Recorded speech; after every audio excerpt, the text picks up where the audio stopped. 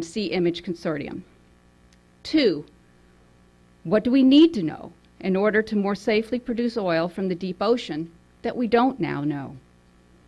And 3, what is it that researchers in the Sea Image Consortium and other researchers will do over the next 3 years, and how will that contribute to our state of knowledge of deep water spills? Today we have a number of researchers and students that have been involved in oil spill research that will speak to these 3 questions. These include Dr. David Hollander, who is Chief Scientist of the Sea Image Consortium, Professor of Geochemistry at USF, Dr. Stephen Murawski, Professor of Biological Oceanography and an endowed professor at USF, and they will be joined by a panel of researchers to address your specific questions. Unfortunately, Bill Hogarth, Director of FIO, is unable to join us today, but we have Dr. David Hastings, Professor and Geoscientist from Eckerd College, and Dr. Dana Wetzel, Toxicologist from Mote Marine Lab. We are also joined in the audience by a number of other researchers and students involved in oil spill research and who will be introduced during the panel discussion. Dr. Hollander will kick off the remarks. Thank you.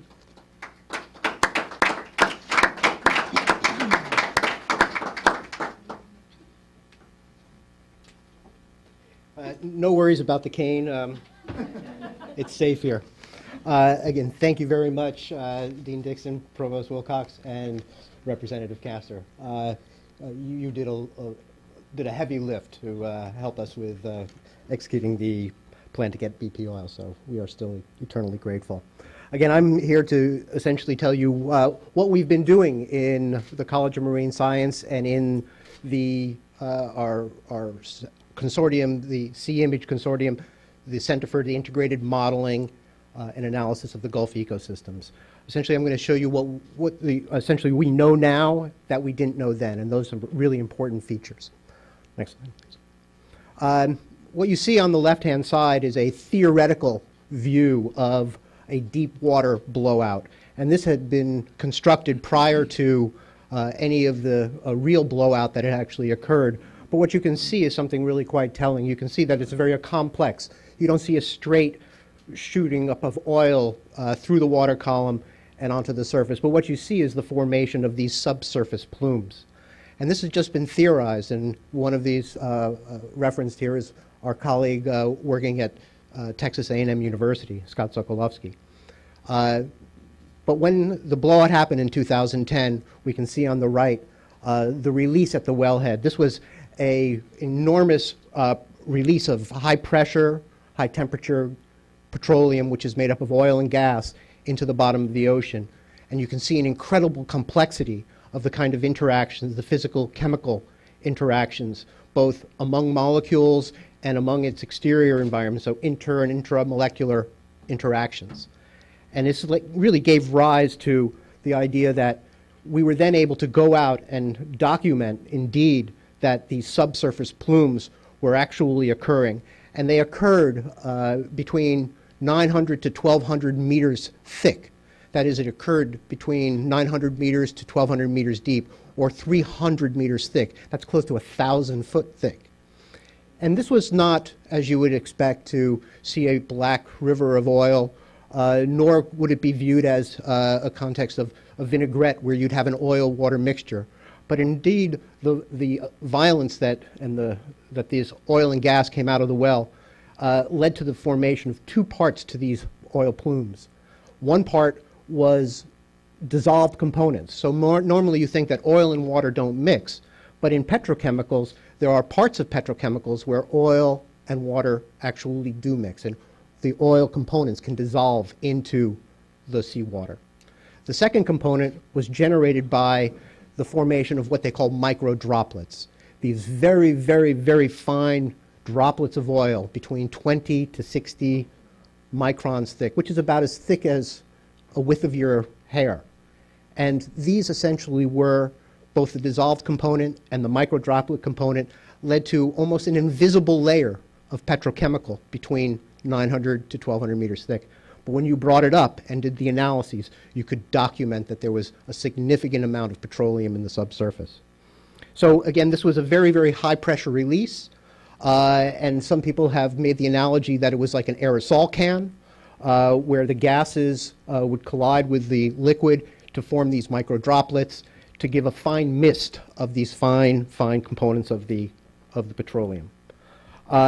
We were also conducting high-pressure experimental work with 3 of our partners in the university up in Germany, in Hamburg, Technical University in Hamburg, the University of Calgary, as well as University in West Australia. And what we're recognizing in these experimental work is that the application of the dispersants did not seem to be the driving force that led to the subsurface plumes. And this is a really critical question that still needs to be addressed, is the application of dispersants at the wellhead. This was the first time in history that that had ever been done, not based on scientific evidence that it would actually occur. Remember, these are extremely high-pressure environments. Next slide, please. Our colleagues at the University of Miami are able to make numerical models integrating both theory and evidence that shows essentially the fate and transport of this oil in the water. And what you can see is a heat map where the red colors represent large droplets and the small droplets are represented in blue. And you can see the large droplets go quickly to the surface, but the micro droplets are at depth and are retained at depth. And you can see how they're channeled into the northeast, into the DeSoto Canyon region, as well as to the southwest. And these plumes in the subsurface would impinge upon the continental slope environment in the DeSoto Canyon into the southwest, giving rise to what we called the toxic bathtub ring, as the oil would impinge upon the sediments, leaving a scar along that 900 to 1,200 meter window. Next slide, please. What you see in this diagram is the surface expression of the oil. And the surface expression essentially is what you traditionally see in an oil spill, a 2D vision. And indeed, satellite imagery or satellites can be used, aircraft can be used to create these snapshots of the extent of surface oil coverage. Oh, because it is dangerous. Surface oil coverage. The extent of surface oil coverage was up to 68,000 square miles, essentially the size of Florida. Our researchers in our consortium, specifically Xuan Minhu, who is in the audience, has been working on not only creating these images, but developing numerical algorithms to look at the thickness of the oil, which is quite critical for ultimately determining the quantity of oil on the surface, which is really important for oil spill response strategies and how the federal government and industry are addressing the issue of oil spill response. We can have the next slide, please. So you see the surface oil coverage, and you had the sediment, the plumes in the subsurface. But we had this quick realization that there was going to be a bottom of the box as well. In other words, the sedimentary system. And so we developed a vision for how to sample in and around the Deepwater Horizon oil well blowout, as well as in regions to the northeast, up towards the coastline, and to the southwest. And we utilized an instrument called the multi-core, which you can see on the left-hand side on the top right, which is a spider-like device, and you'll see it on the boat, on the Weatherbird. And that device can capture sediment cores in the Gulf of Mexico, and importantly, retain the surface of that sedimentary core, which is quite critical for recognizing the most recent points of deposition. On the right-hand side, you can see an actual core that was collected in February of 2012. Essentially, what we're able to do here is you can see how a sedimentary layer, which essentially is associated with the timing of the Deepwater Horizon.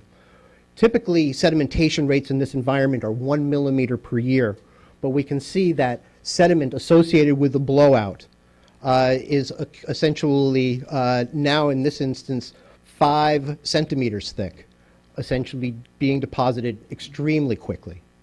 This site is not extraordinarily close to the Deepwater Horizon blowout. This is a site that's located 60 kilometers to the southwest. And you can see very clearly that the response is very broad in a regional context, 60 kilometers being the distance between either here in the Tampa campus or here in Sarasota.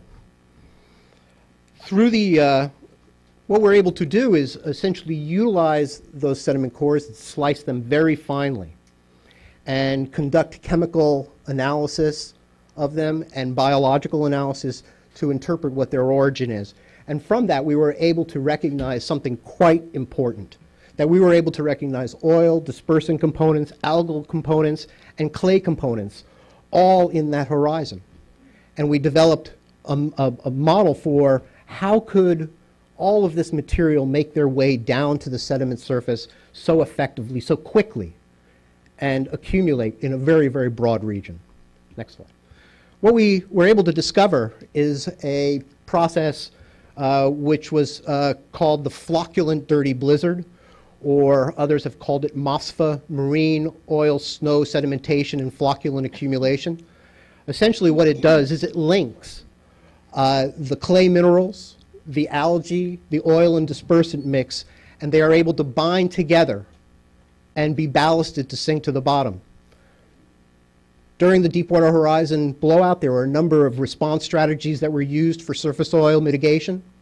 You had burning of the oil, the application of the dispersants, and importantly, the opening of the Mississippi floodgates and diversionary channels to push water offshore, to push water out of the marsh to preserve, as a priority, these really sensitive coastal environments.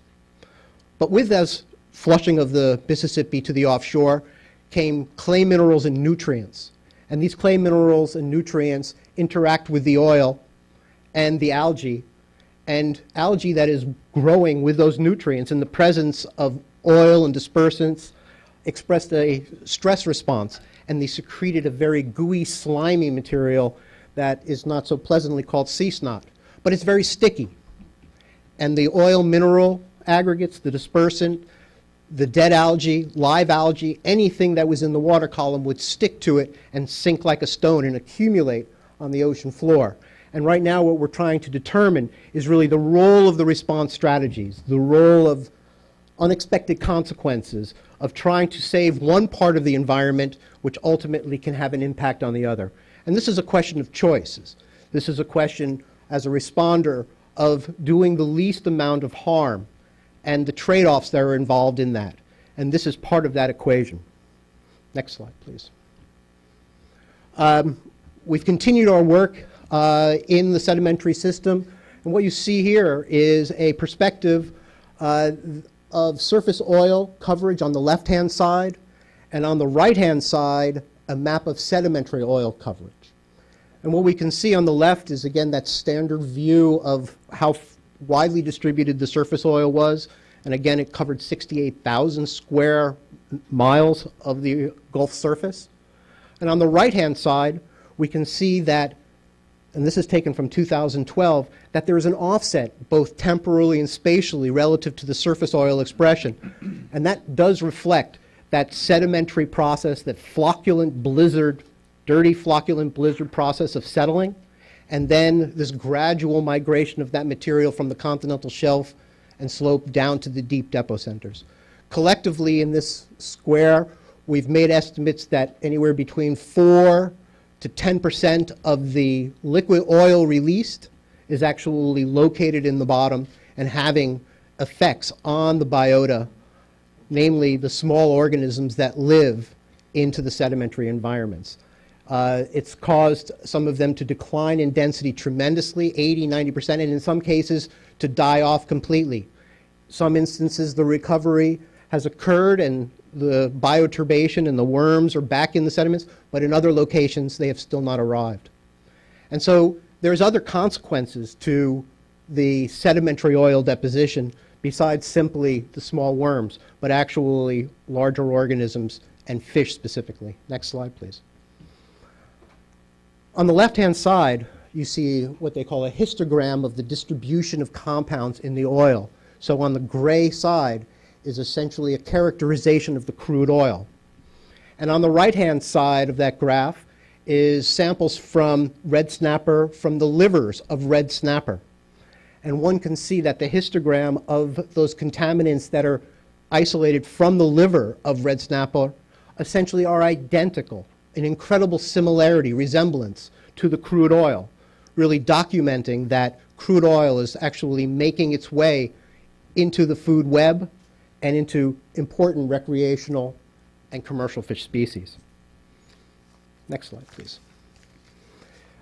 To really understand how these large organisms, in this instance fish, are affected, and what are the different vectors, how is oil actually making its way into the upper trophic levels, one needs to study an array of fish that have different life habitats, different strategies for living. And you can see on this map that in this instance there's 3 species: the red snapper, obviously in red, the king snake eel, which is endears itself to some people, not all people. That sample is about 8 feet long, and any longer we would all go running and screaming away. And the golden tilefish. And each one of those species has a different strategy. The snapper gets their food from the bottom, a benthic-dependent fish. The king snake eel, they lie on the bottom, and they also get their food from the bottom. And the tilefish, the golden tilefish, which can grow to 22 pounds and 3.5 feet long, make these large burrows in the sediments, and they're constantly cleaning house. And with these oiled sediments, essentially when they're cleaning, they're getting oil in their gills in addition to their skin through transdermal, but also their food sources. So each of these species has a different life history, in spite of the fact that they actually may be co-located on the outer continental shelf, upper slope region. Next slide, please. What we see here is some real chemical analyses of an important component in the fish, namely bile. Bile is an assessment, is produced by the gallbladder, and reflects essentially what you ate yesterday. These samples are from the red snapper.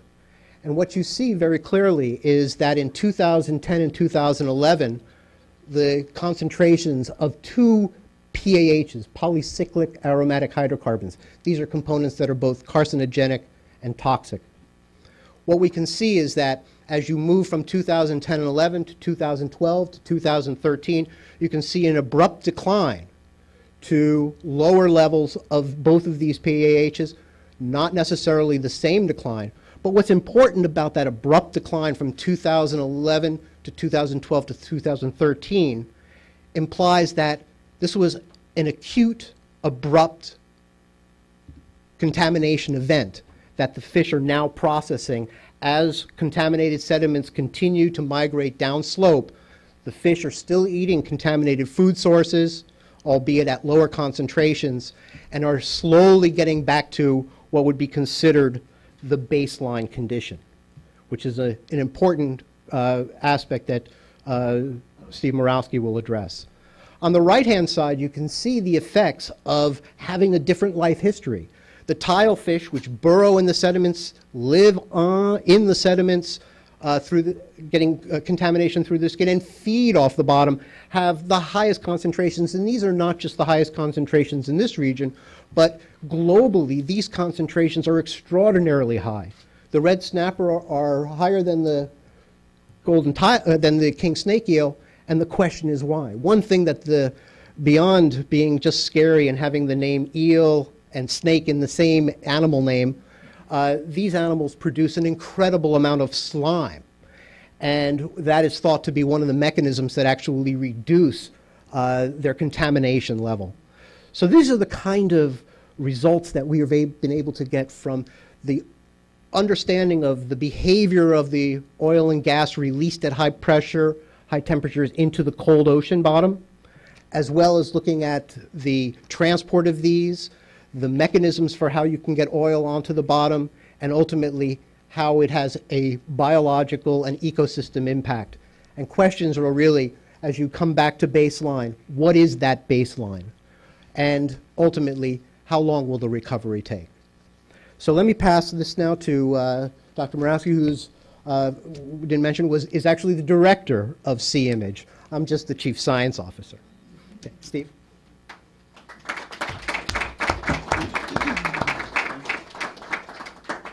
Thank you, David. An excellent job reviewing what is an enormous amount of information. I, too, want to thank Representative Castor for being here and being such a stalwart champion for our research. Provost Wilcox and Jackie Dixon as well. They've made our job concentrating on the science so much easier. So my part of this is I want to address the two remaining questions that Dean Dixon talked about. Number one, what do we need to know? And that is, as a society, what is it about the deep, cold ocean and ocean drilling that is ever more deeper in the Gulf of Mexico in order to advise policy and response efforts for the oil spills of the future? And so this is kind of a little bit of a laundry list of just what it is we need to actually concentrate on in terms of future science. One of the major aspects that was mentioned by Representative Castor and also David is what are the baselines of contamination in the sediments, in the water, in the biota associated with the nearly 4,000 oil and gas rigs that currently exist in the western Gulf of Mexico. It's ironic that given all the research that we've done since this spill, there was very little to no baseline data for so many of the important natural resources of the Gulf. The closest study that we could find occurred 2 decades ago and 300 miles west of the Deepwater Horizon oil spill. That, frankly, is unacceptable in terms of trying to understand the impacts of an event like this. As Dr. Hollander noted, we're trying to study the baselines at the end of the event rather than the beginning of the event. And so we can see the reduction in the toxicity of oil on the bottom in the sediments and in the fishes, and that may give us some ideas about baselines, but it would have been much easier and less expensive for us to have collected those data in the first place. So clearly, trying to focus this industry on collecting baseline information not only for the existing facilities but also new and proposed facilities would make this job infinitely easier. Secondly, how do the depth of the water and the specific oil composition affect the efficacy of response mechanisms? By that I mean the Deepwater Horizon was a mile deep and it was Louisiana sweet crude. The industry now has routinely drilled wells in 2 miles of water in different formations, and different formations have different oil compositions, like the gray bars that Dr. Hollander talked about. So if an accident happened in 2 miles of water depth with a Louisiana sour crude, would we have the same playbook that we had with Deepwater Horizon? And the answer is probably no.